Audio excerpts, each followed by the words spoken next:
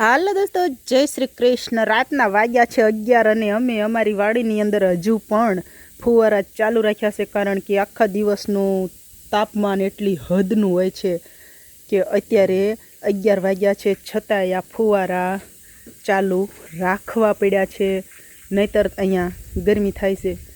પવન જો આવે છે, પવનના હિસાબે ફુવારા ટોટલિંગ કેટલા મસ્ત દેખાય છે નહીં?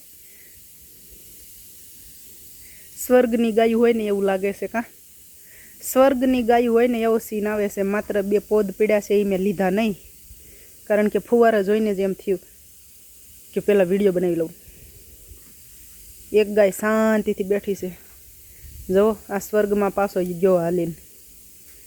એનું નામ છે ટીંડી।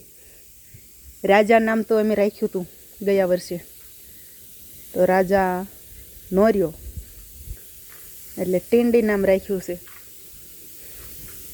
સ્વર્ગના ઢોર હોય એવી રીતે શાંતિથી આરામથી ઊભા છે ને બેઠા છે ને આપણી રાધા પણ રાતે વધે ને દીએ વધે એમ વડલા ઘણે વધતી જાય છે।